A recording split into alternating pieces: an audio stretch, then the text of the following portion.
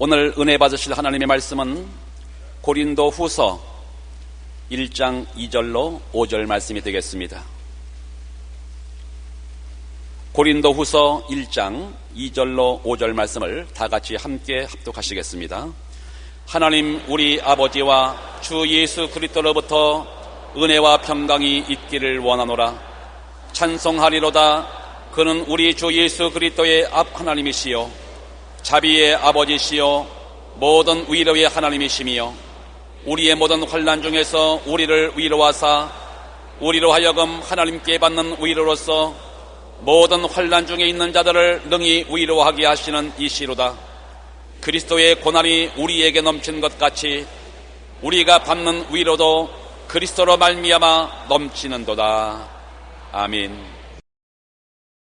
오늘 저는 위로와 환난이란 제목으로 여러분과 함께 은혜를 나누겠습니다.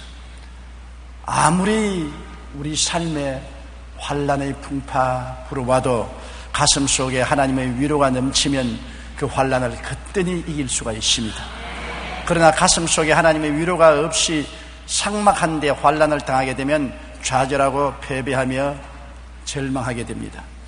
위로라는 말은 헬라어로 파라클레시스인데 이 말은 파라칼레오라는 동사에서 나왔습니다. 팔레카라오란 용기를 돋워주다, 도와주다, 위로하다라는 뜻입니다. 고린도후서 1장 3절로 7절에 하나님은 모든 위로의 하나님이라고 말씀하면서 위로라는 말이 무려 10번이나 나오고 있습니다. 또한 우리는 성령님을 보혜사 성령님이라고 하는데 여기 보혜사라는 말은 파라클레토스로 곁에서 돕기 위해 부름을 받은 자라는 뜻입니다. 이 말은 흔히 상담자, 위로자라, 돕는 자라고 해석하기도 하는 것입니다. 여러분은 여러분이 아무리 환난이 심해도 우리의 위로해 주시는 성령님이 충만하게 가슴 속에 계시면 하나님의 위로가 넘쳐서 환난을 거뜬히 이기고 나갈 수가 있는 것입니다. 예수님도 그가 받은 위로와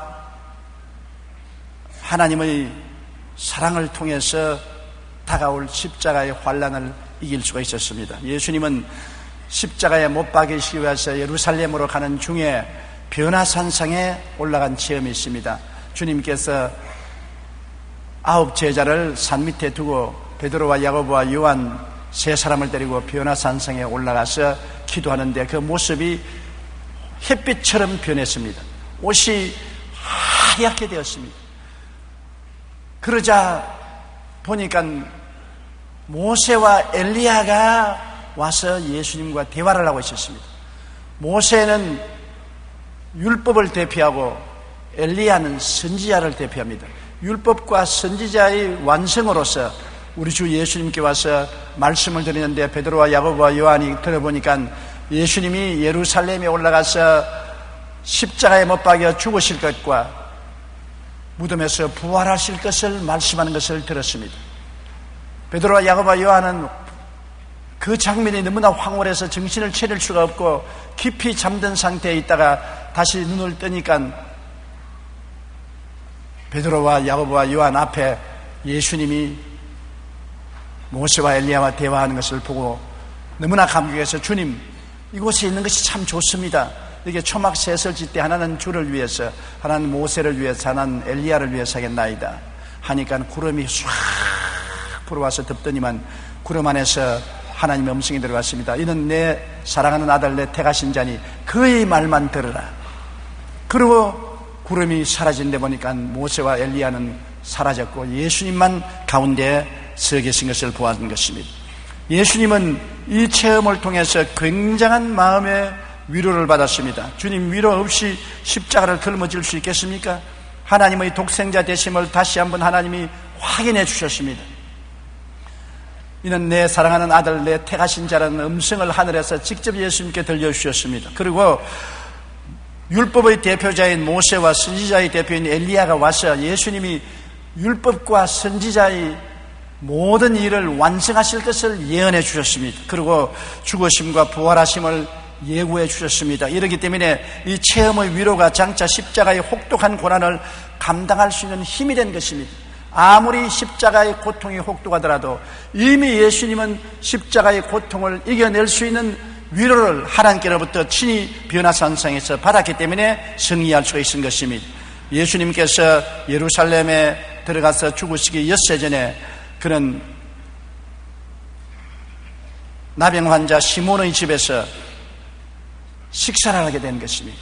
시몬의 집은 베다니에 있었습니다. 식사를 하려고 준비하고 있는데 마리아가 옥합을 하나 가지고 와서 그것을 문지방에 탁 때려 부숴뜨렸습니다.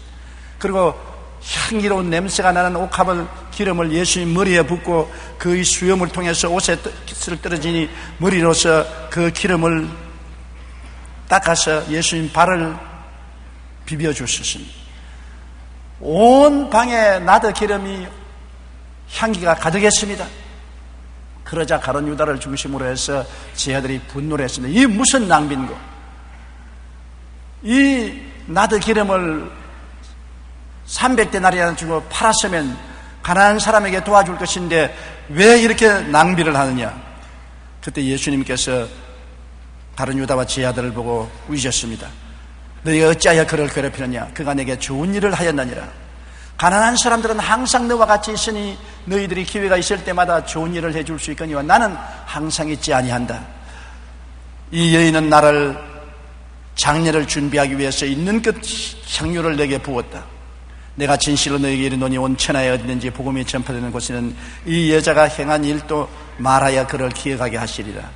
예수님은 마리아가 옥합을 깨뜨려서 기름을 예수님 머리에 붓고 발에 붓고 머리로 닦은 것이 참으로 좋은 일을 해주었다는 것입니다.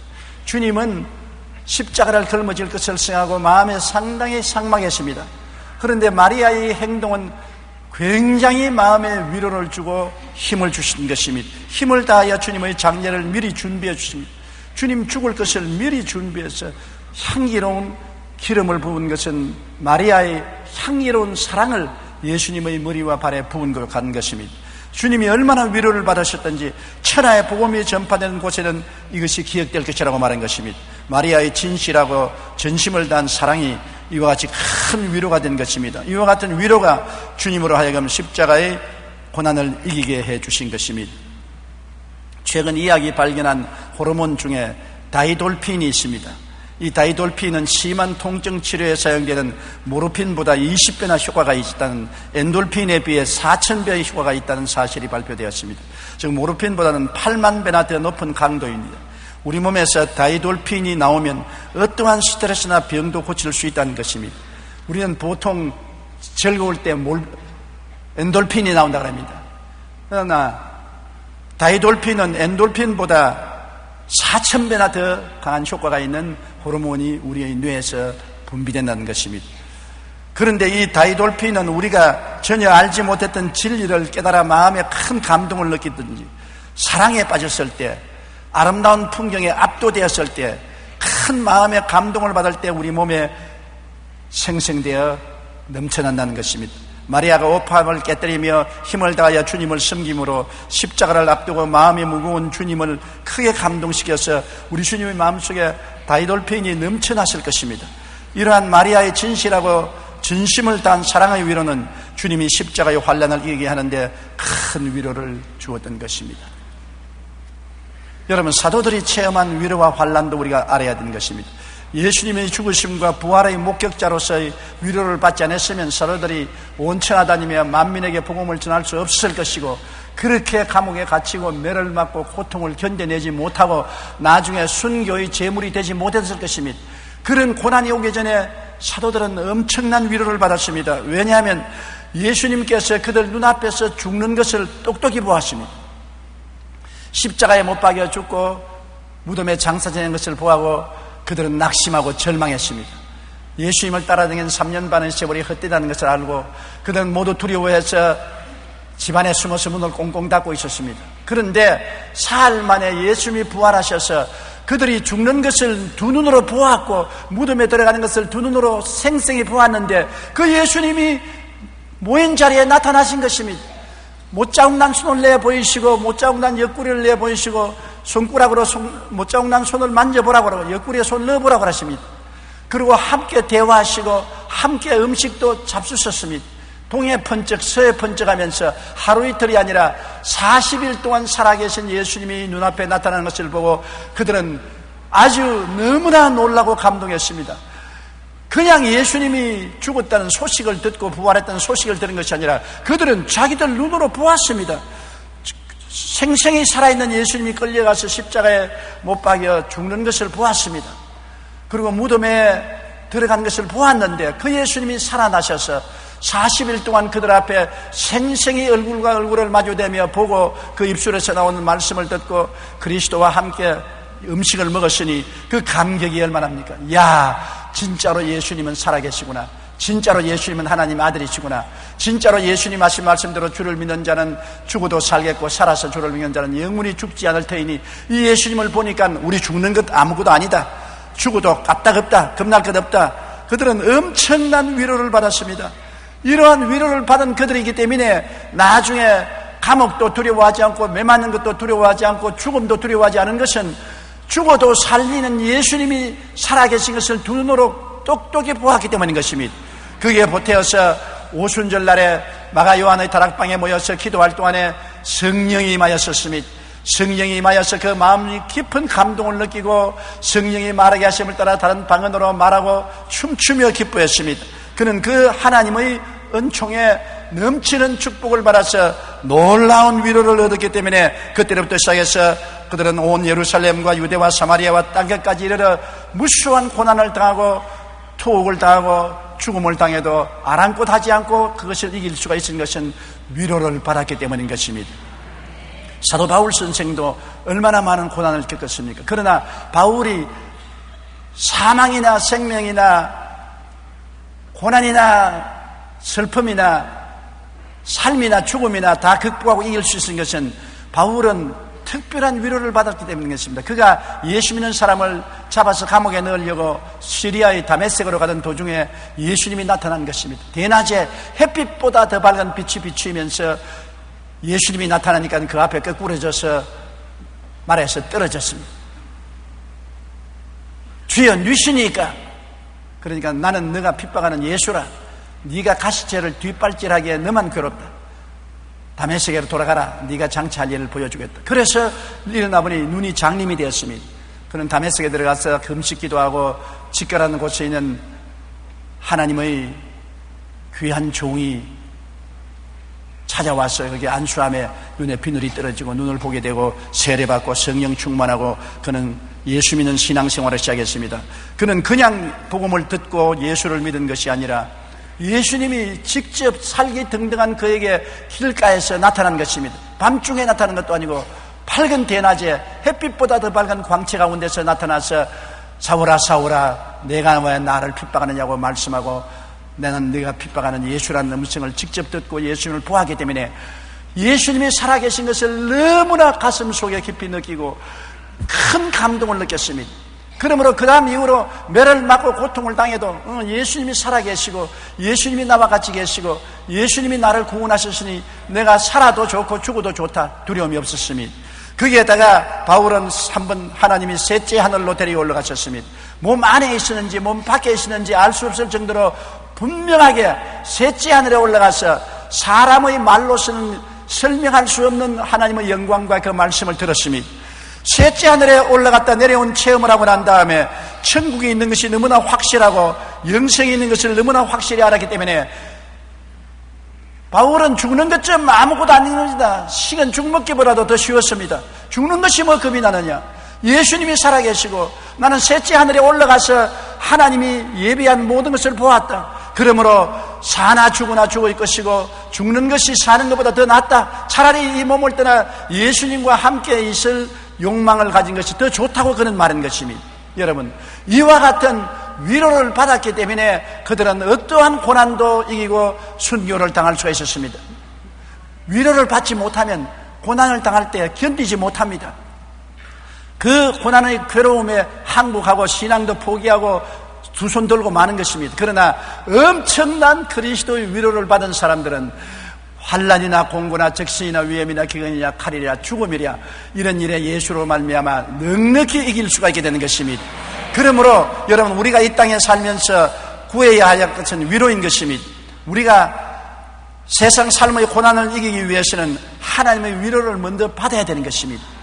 위로의 하나님이시기 때문에 위로를 받아야 고난을 이길 수가 있는 것입니다. 이사야 66장 13절에 어머니가 자식을 위로함 같이 내가 너희를 위로할 것인즉 너희가 예루살렘에서 위로를 받으리니, 위로를 받아야 고난을 이깁니다. 아무리 시집살이 몹쓸고 괴로워도 남편이 아내를 굉장히 위로해 주면은 세댁이 시아버지 시어머니 시집 식구들에게 많이 고통을 당하고 눈물을 흘려도 남편이 주는 위로 때문에 늦건 이길 수가 있는 것입니다. 그러나 그렇게 시집 식구들에게 몹쓸 핍박을 받는데 남편조차 가세에서 핍박을 하면 파멸당하고 마는 것입니다. 좌절하고 절망하는 것입니다.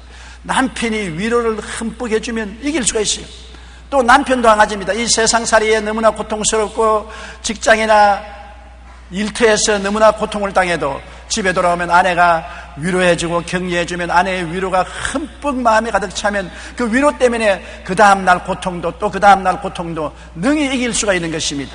인간은 위로 없이는 살아갈 수가 없는 것입니다. 시편 23편 4절에 내가 사망의 엄침한 골짜기로 다닐지라도 해를 두려워하지 않을 것은 주께서 나와 함께 하심이라. 주의 지팡이와 막대기가 나를 안위하시나이다.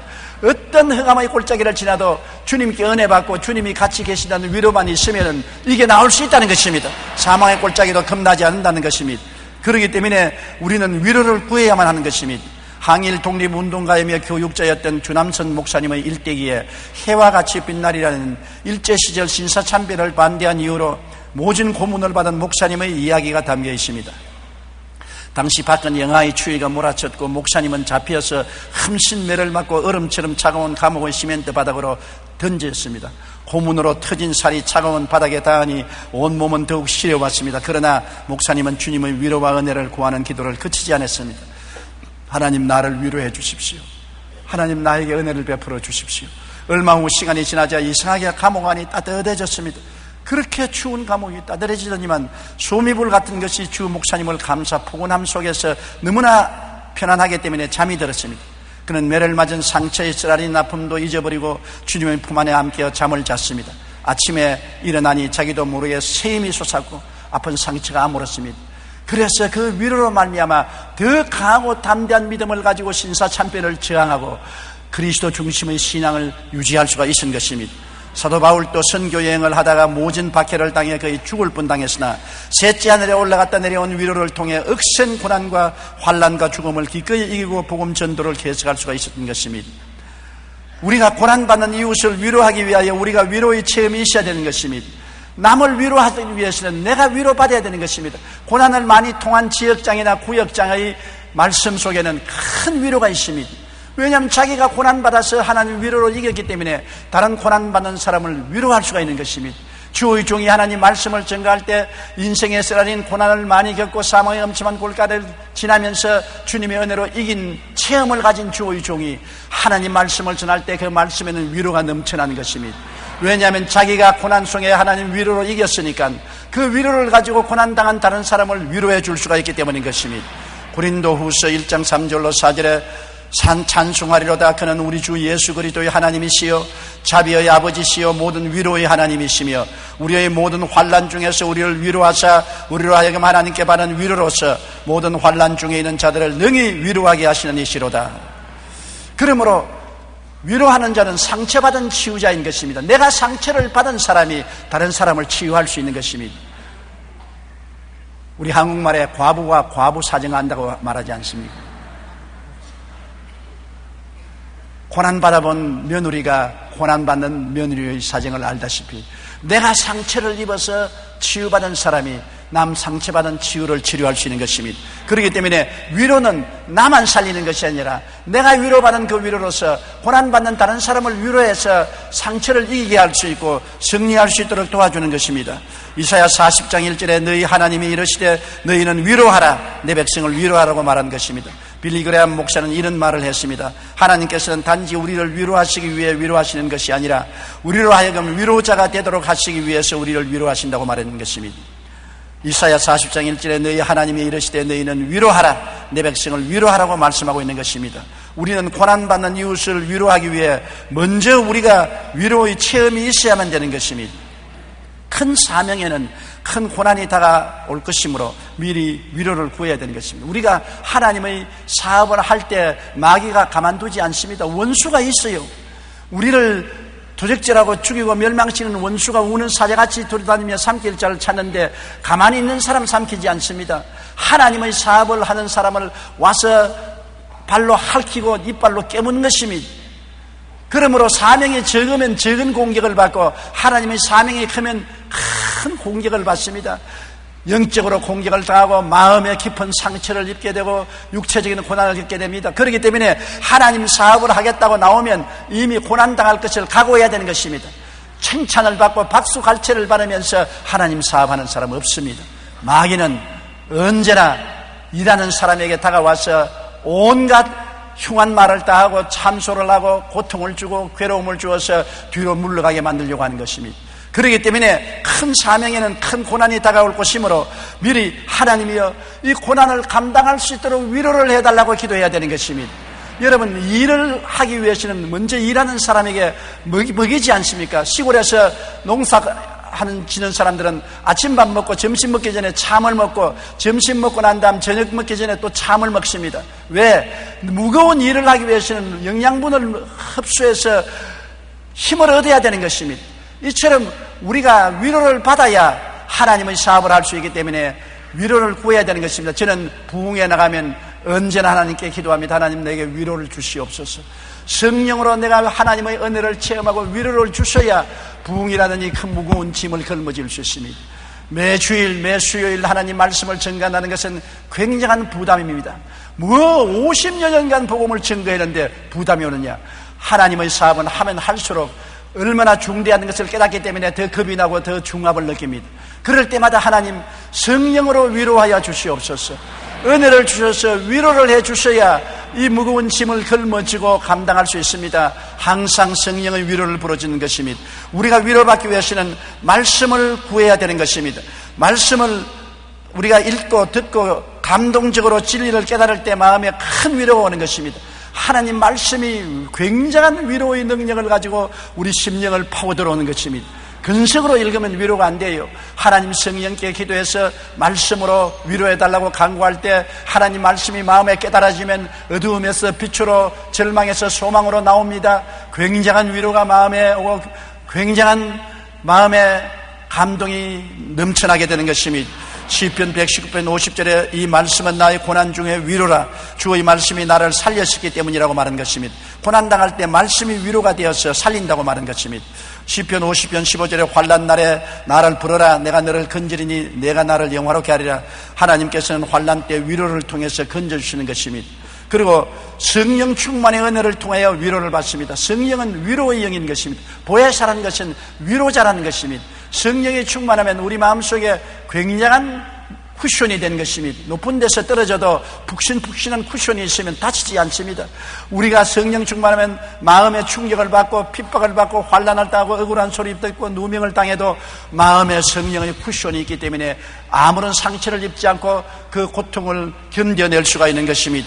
데살로니가 전서 1장 6절로 7절에 또 너희는 많은 환난 가운데서 성령의 기쁨으로 말씀을 받아 우리와 주를 본받는 자가 되었으니 그러므로 너희가 마게도니아와 아가야에 있는 모든 믿는 자의 본이 되었다고 말한 것입니다. 환난 가운데 성령이 위로해서 기쁨이 충만해지면 어떠한 환난도 이기고 승리하는 신앙생활을 할 수 있는 것입니다. 로마서 8장 26절에 이와 같이 성령도 우리의 연약함을 도우시나니 우리는 마땅히 기도할 바를 알지 못하나 성령이 말할 수 없는 탄식으로 우리를 위하여 친히 간구하시느니라. 성령이 우리 위해서 기도해 주어서 미리미리 위로받게 만들어주는 것입니다. 환난과 공고가 다가오기 전에 성령의 기도를 통해서 우리 마음에 위로를 잔뜩 채워주심으로 환난과 고통이 다가와도 마음의 쿠션이 준비되기 때문에 충격을 받아도 상처를 입지 않게 되는 것입니다. 그러므로 성령 충만한 은혜를 통해서 우리가 위로를 받을 수 있기 때문에 우리는 늘 성령 충만을 기도해야 되는 것입니다. 그리고 특별한 은혜의 체험을 통해서 위로를 받게 되는 것입니다. 우리가 병나음을 받아 기적을 체험하면 굉장한 위로가 오지요. 나의 기도를 통해서 가족이 구원받으면 그 체험으로 마음에 굉장히 위로가 오지요.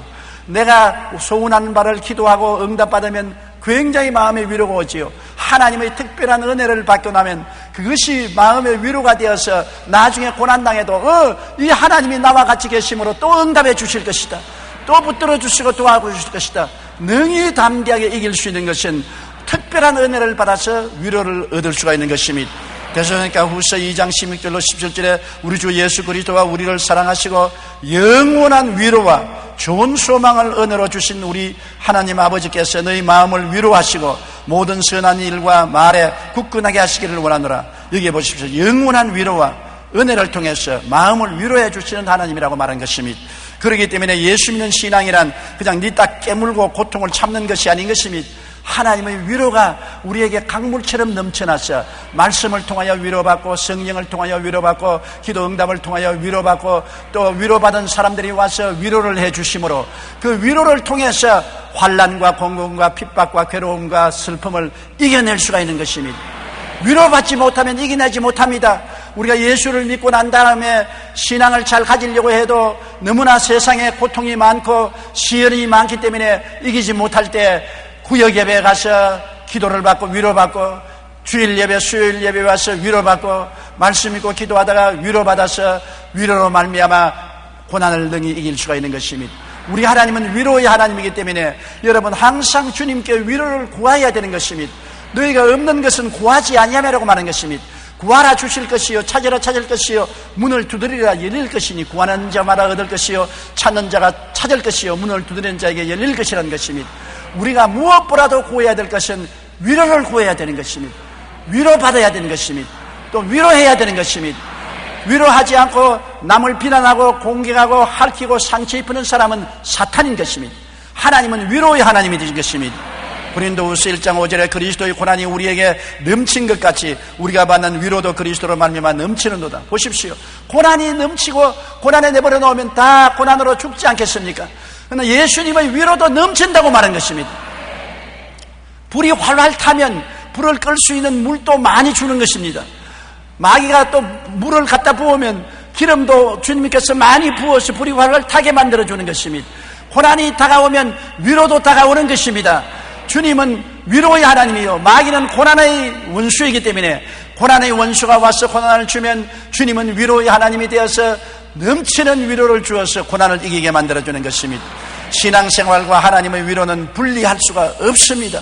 왜냐하면 세상의 삶 그 자체가 크고 작은 고난의 연속이기 때문에 그 안에서 승리하고 이웃을 승리하도록 하기 위해서는 위로가 넘치는 삶을 살아야 되고 항상 위로를 받아야 되는 것입니다. 테레사 수녀는 이런 말을 했습니다. 가장 큰 질병은 결핵이나 문둥병이 아닙니다. 아무도 돌아보지 않고 아무도 위로하지 않고 아무도 사랑하지 않고 아무도 필요로 하지 않는 것, 이것이 가장 무서운 병입니다. 세상에는 빵이 없어 죽어가는 사람도 많지만 작은 사랑이나 위로가 없어서 죽어가는 사람이 더 많습니다. 여러분, 세상의 삶은 고난의 연속이므로 우리는 그 안에서 승리하고 또한 이웃을 승리하도록 서로 위로로 도와줘야 되는 것입니다. 아무도 위로하지 않고 아무도 사랑하지 않고 아무도 필요하지 않고 아무도 알아주는 사람 없으면 이것은 죽음의 병에 걸리는 것이 되고 마는 것입니다. 여러분은 위로할 수 있는 하나님의 귀한 일꾼들인 것입니다. 여러분이 이웃을 위로해주고 사랑해주고 격려해주고 이웃 사람을 떠들어주면 그것이 위로가 되어서 이웃 사람은 어떠한 시련과 환난과 고통도 극복하고 이겨낼 수가 있는 것입니다. 우리의 입에 말로 이웃 사람을 죽일 수도 있고 살릴 수 있는 것입니다.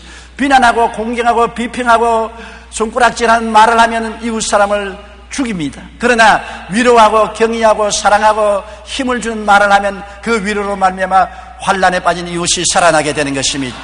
여러분, 그러므로 하나님이 위로가 우리에게 넘치는 것처럼 우리도 항상 위로하는 하나님의 사자들이 되시기를 주님 이름으로 축원합니다. 고개 숙여 기도드리겠습니다. 사랑이 많으신 우리 아버지 하나님, 예수님조차도 변화산상과 마리아의 위로를 받아서 십자가를 걸머졌습니다. 사도들이나 사도 바울 선생도 억센 고난을 그들이 받은 위로 때문에 이길 수가 있는 것입니다. 우리는 위로를 받지 못하면 결코 신앙도 생활도 이길 수가 없고 사회생활도 성공할 수가 없습니다. 사람들은 위로를 받지 못하면 스트레스에 걸려서 앞에서 넘어지고 뒤에서 넘어지고 쓰러지고 맙니다. 내 아버지 수많은 병들이 위로받지 못한 가슴에서 스트레스를 받아 일어나고 있는 것입니다. 주 안에서 위로받게 도와주시옵소서. 말씀을 통하여 위로받고 성령 충만하여 위로받고 기도 응답받아서 위로받고 마음속에 하늘의 위로가 넘쳐나서 세상의 환난을 능히 이길 수 있게 도와주시옵소서. 고난이 넘친 것 같이 그리스도 위로도 넘치게 되게 도와주시옵소서. 모두 다 위로받은 성도들이 되게 도와주시옵소서. 어느 곳에 가나 위로하는 성도들이 되게 도와주시옵소서. 예수님 이름으로 기도드립니다. 아멘.